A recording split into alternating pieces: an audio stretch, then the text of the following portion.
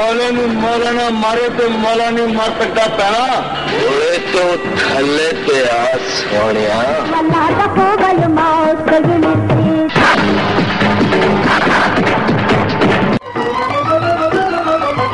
BBC Urdu service की इस नशिस्त में आज हम पाकिस्तान की फिल्म इंडस्ट्री का जायजा लेने जा रहे हैं। हमारे साथ पाकिस्तानी फिल्म राइटर्स में अपना एक खास मकाम रखने वाले, एक नाम रखने वाले नासिर अदीब साहब मौजूद हैं और साथ में नसीम खान साहब मौजूद हैं जो पश्तो फिल्में डायरेक्ट करते हैं, हिदायतकारी करते हैं, उनको प्रोड्यूस भी करते हैं। सर आपका दोनों का बहुत बहुत शुक्रिया तशरीफ आपकी का। नासिर साहब पहले तो ये बताइएगा कि फिल्म इंडस्ट्री किस हाल में? पाकिस्तान फिल्म इंडस्ट्री में खराबी ये हुई कि अच्छी फिल्में बनाने वाले, अच्छा जहन रखने वाले लोगों ने वो सीट खाली कर दी जहां बैठ के वो अच्छी फिल्म का प्लान बनाते थे। अब वो जो इन्वेस्टर है वो इधर आने के लिए तैयार नहीं है। उसको कौन नहीं आने दे रहा? ये हमारे टीवी चैनल्स। जब भी कोई चैनल ऑन करो तो वहां ये कहते हैं पाकिस्तान फिल्म इंडस्ट्री खत्म हो गई, पाकिस्तान फिल्म इंडस्ट्री में कुछ नहीं है। और ये उस वक्त से मैं चीख रहा हूं जब पाकिस्तान फिल्म इंडस्ट्री का उरूज था और पाकिस्तान के एक साल में 70 से लेकर 80 फिल्में रिलीज होती थी और ईद पर और त्योहारों पर 9, 10, 11 फिल्में रिलीज होती थी। और जिस दौर में एज ए राइटर मेरे पास एक दौर था 54 फिल्म्स का मैं एट ए टाइम राइटर था।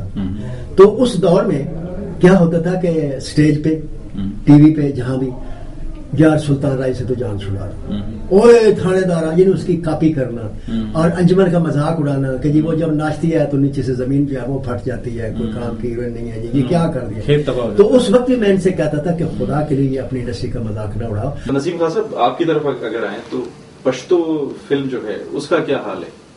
पश्तो फिल्म का जहां तक ताल्लुक है, सिर्फ पश्तो फिल्म नहीं, पाकिस्तान फिल्म इंडस्ट्री की फिल्म हम कहेंगे। इस वक्त जब इंडियन फिल्म पाकिस्तान में दोबारा मतलब शुरू हुई है तो खैबर पख्तूनख्वा में भी पश्तो फिल्म वहाँ रिलीज हुई, मतलब ये इंडियन फिल्म रिलीज हुई। लेकिन पब्लिक को हमने इंडियन फिल्म से अच्छी फिल्म देने की कोशिश की है। यूसुफ खान शेरबानो को डर नहीं पाते शू जखै बराबर शू मुंगो तले बिसा शू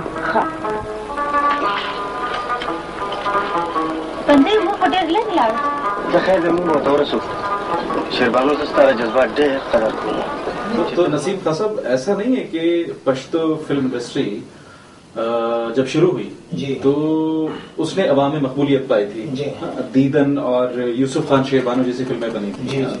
वो फिर अपनी वो उस मकबूलियत के पेस को या रफ्तार को कायम क्यों नहीं रख सकी? अभी मैं आपको बात बताऊं, पश्तो फिल्म का जहां तक ताल्लुक है कि पश्तो फिल्म ये देखो सलमागर पेशावर से लेकर खैबर तक, मतलब कराची से लेकर खैबर तक सारे सलमा गिर रहे, कोई गवर्नमेंट का कोई वो रिएक्शन नहीं है, कोई पूछने वाला नहीं कि क्यों गिर रहे। ठीक है, अच्छा, मतलब जहां तक उसका ताल्लुक है, अभी ये कि सेंसर पॉलिसी की बारे जब बात आती है, हम जो लोग जब फिल्म बनाते हैं तो उसको वहां जाके यार ये वायलेंस है, ये मतलब वल्गरिटी है बीच में, ये मतलब ग्लैमर बहुत ज्यादा है, इसमें ये ड्रामा ज्यादा है, ये इसमें फलाना है, ये ढिंकाना, वो काट पीट की वो दे देते हैं। लेकिन काट पीट के भी जो मार्केट में आती है उसमें जिन लोगों को आप पेश करते हैं जी उनकी एक राय है जी कि उनमें पश्तो फिल्मों की अक्सरियत में बेहूदगी होती है और वो इंसान अपने घर वालों के साथ जाके देख नहीं पाता। मुझे क्या ये हकीकत? बिल्कुल, अभी वो चीज ही चली है।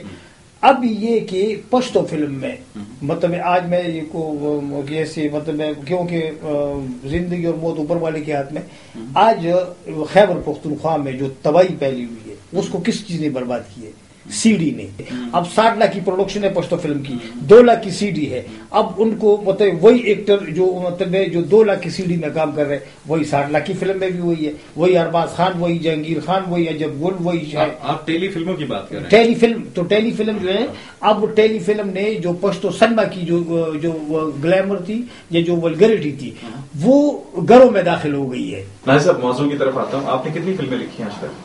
मेरे इस वक्त तक 311 फिल्में रिलीज हो चुकी हैं। 311 फिल्में, मौला जट भी आपने लिखी और आपकी कई और फिल्में भी मशहूर हुई जिनमें शेर खान, चंद वरिया और बड़ी लंबी लिस्ट है जी। लंबी लिस्ट है। वैशी जट मेरी पहली फिल्म थी।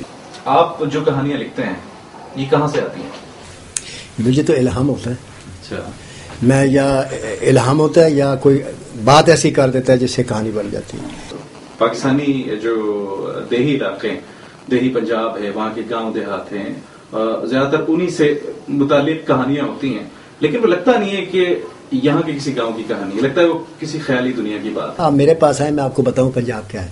मैं सरगोदे का रहने वाला हूँ اور میں اپنے خاندان کا واحد پڑھا لکھا آدمی ہوں. نہ میری ماں پڑھی لکھی تھی، نہ بہنیں، نہ بھائی، نہ باپ. اور میں نے وہ منظر دیکھا ہے کہ میرا باپ ایک دن حقہ پی رہا تھا تو پاس سے ایک گاؤں والا، ساتھ کے گاؤں والا گزرا. ہمارے چچا کے ساتھ ہماری دشمنی تھی تو ان کے پاس وہ آتا تھا.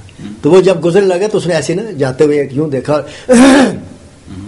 ایسی کھانسا. تو میرے والد صاحب نے اپنے بیٹے کو آرڈر کیا کہ اس کو ذرا پکڑ کر لیا. اردو آدمی کے اس کو پکڑ کے لے. تو چونکہ میرا باپ ان پڑھ تھا تو میں وہ اسی زبان میں آپ کو وہ کنورسیشن سناتا ہوں. تو میرے باپ نے سے کہا، کہندا تیرے گلے چ کی ہے، تیرے سگ چ کی ہے. پنجابی میں گلے کو سگ کہتے ہیں. تیرے سگ چ کیڑی شے پھسی؟ کہندا چودھری اس کھگ سنگ کھنگورا پھسے ہے. اب کھنگورا جو ہے نا یعنی کھانسنا، یہ ایک غرور کی اور ایک فخر کی وہاں علامت ہے ہمارے علاقے.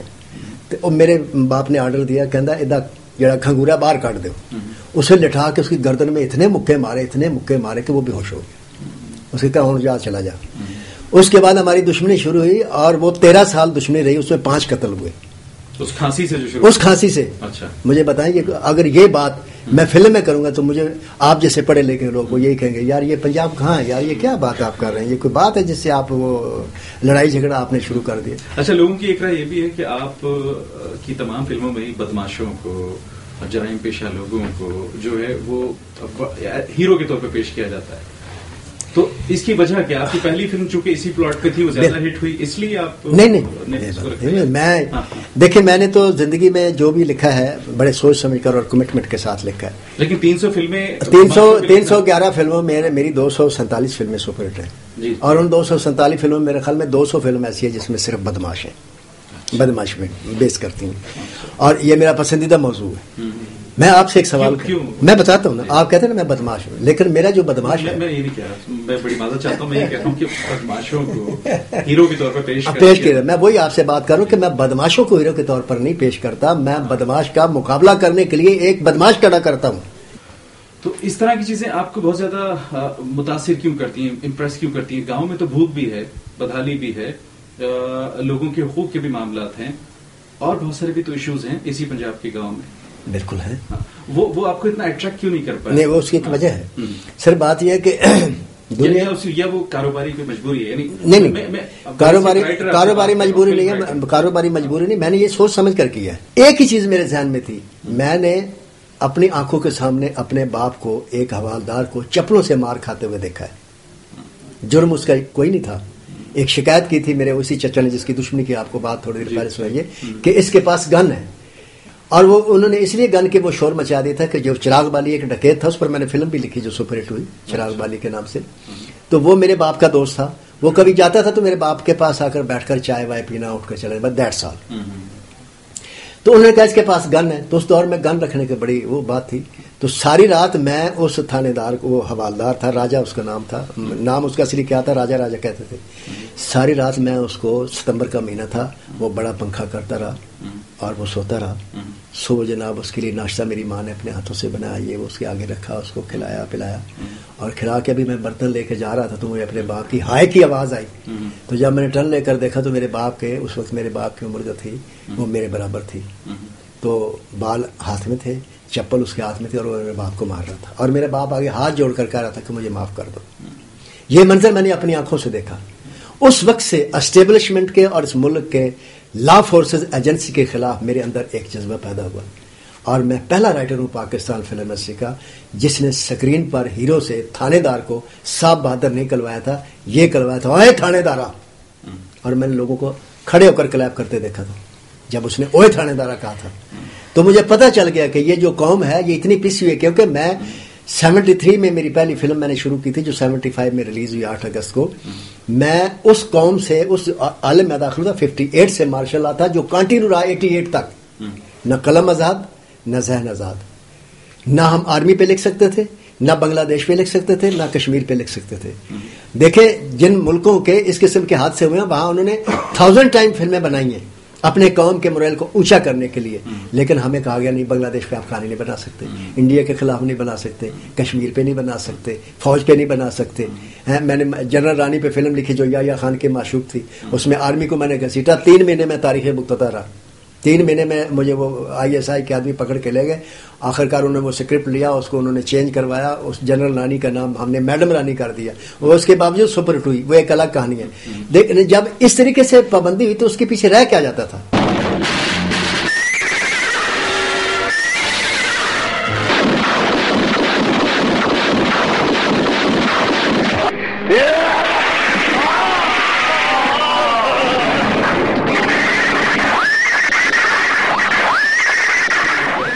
میں پچھلے کچھ سالوں سے ایک جنگ چل رہی ہے. لڑائی میں وہ یہ رہا ہے کہ دہشت گردی جو ہے وہ بم دھماکوں خودکش حملوں کی صورت میں ہمارے شہروں میں داخل ہو چکی ہے. کوئی شہر سے محفوظ نہیں. ہماری سب سے بڑی ترجیح اپنا ذاتی تحفظ بن گیا ہے. یہ اتنی بڑی جنگ جو ہے فلم انڈسٹری میں کہیں نظر نہیں آتی, یہ موضوع نظر نہیں آتا. میں آپ کو بتاتا ہوں, وہی تو بات ہے کہ اس میں جب فلم کوئی بنائے گا, کوئی سر پھرا تو وہ بین ہو جائے گی. کسی نے کوشش کی جی, میرے پاس اس کا اسکرپٹ ہے, میں جس پروڈیوسر کو سناتا ہوں کہتا ہے بہت اچھا اسکرپٹ ہے, لیکن یار میں بنا نہیں سکتا. یعنی آپ کا جی یہ چاہتا ہے, میرا تو جی چاہتا ہے سر. اور میں آپ کو بتاؤں, دیکھیں آج کے موضوعات پہ بھی لکھیں, لیکن اور آپ بلیو کریں میری فلم ریلیز ہو 1 دن میں دہشت گردی ختم ہو جائے گی. پروڈیوسرز کی وجہ کیا بتاتے ہیں؟ پروڈیوسرز کی وجہ یہ بتاتے ہیں کہ یہ فلم سرسر نہیں ہوگی. نہیں, خدا کے لیے بھی تو ہوئی. خدا کے لیے سے میں نے آپ کے بتایا نا, وہ پرویز مشرف تھا نا, اور اس کی بیسک جو تھی نا وہ دہشت گردی کا اختتام نہیں تھا.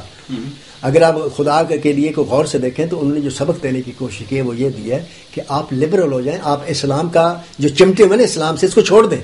یہ بتائیے کہ فلم کا جو کہانی نویس ہے, کہانی لکھنے والا ہے, وہ کس حال میں, اس کو معاوضہ کتنا ملتا ہے؟ یہ اگر بتاؤں گا تو بہت تکلیف ہوگی سارے پروڈیوسروں. میں تو ہمیشہ چیختا رہتا ہوں کہ ایک دفعہ ہر فورم میں یہ بات کرتا ہوں کہ اگر آپ باقی چاہتے ہیں کہ انڈسٹری میں وہ دور پرانا واپس آ جائے تو صرف ایک کام کر دیں, رائٹر کو خوشحال کر دیں اور اس کا قلم آزاد کر دیں, انڈسٹری بحال ہو جائے. لیکن ہمارے ملک میں ذہن سے زیادہ چہروں کی قیمت ہے. ذہن سے زیادہ چہروں کی قیمت ہے. ایسی صورت میں انڈسٹری ترقی نہیں کر سکتی سر. کتنے سے کتنے روپے ملتے ہیں ایک فلم لکھنے کے؟ ایک فلم لکھنے کے اس وقت جب کہ آپ سمجھ سب, ہاں 73 روپے لیٹر ہے ایک پیٹرول ملتا ہے, اور 200 روپے کلو ماش کی دال ہے, تو آپ کو یہاں 30,000 روپے سے لے کر 2.5 لاکھ روپے تک کا رائٹر مل سکتا ہے. مطلب میں 2.5 لاکھ روپے ایز اے رائٹر ڈیمانڈ کرتا ہوں, اور مجھے بھی بڑی تیر مار کے 1 لاکھ 1.25 لاکھ یہاں آ کر رک جاتے ہیں. جی نسیم خان صاحب, پشتو فلموں میں کیا حال ہے؟ وہاں آپ خود پروڈیوسر ہیں, ڈائریکٹر ہیں, وہاں کہانی لکھنے والے کو کیا اہمیت دی جاتی ہے؟ Number 1 script, number 2 characterisation, number 3 atmosphere, number 4 picturisation. اب نمبر 4 اور نمبر 2 یہ 2 چیزیں ہمارے پاس ہے کہ یہ ایکٹر ہے اور پکچرائزیشن ہے, اسکرپٹ ہے, اس کے علاوہ کچھ بھی نہیں. اچھا, تو پختونخوا, خیبر پختونخوا تو وہ خطہ ہے کہ جہاں پہ اس وقت فلم نما زندگی ہے, یعنی حقیقت جو ہے وہ فلم کی طرح بھیانک ہو گئی ہے. وہاں لڑکیوں کے اسکولوں کو اڑایا جا رہا ہے, وہاں بنیادی مراکز صحت کو اڑایا جا رہا ہے, وہاں لوگوں کی بہتری کے لیے کام کرنے والوں کو موت کے گھاٹ اتارا جا رہا ہے, وہاں دھماکوں کا, بارود کا اس کا راج ہے. تو یہ تو آپ کے سامنے پوری حقیقت ہے, یہ فلموں میں نظر نہیں آتی, پشتو فلموں میں. اچھا, وہ مطلب جیسے ناصر صاحب نے آپ کو بتایا کہ ہم ایک اسکرپٹ لکھتے ہیں, مطلب وہ 72 سینوں کا مطلب ہے کہ ایک اسکرپٹ ہوتا ہے, تو پروڈیوسر آتا ہے, جو فنانسر ہوتا ہے, پروڈیوسر نہیں, فنانسر جو پروڈیوسر ہوتا ہے وہ تو فلم میکر ہوتا ہے, اس کو ہر چیز کا ایکسپیرینس ہوتا ہے.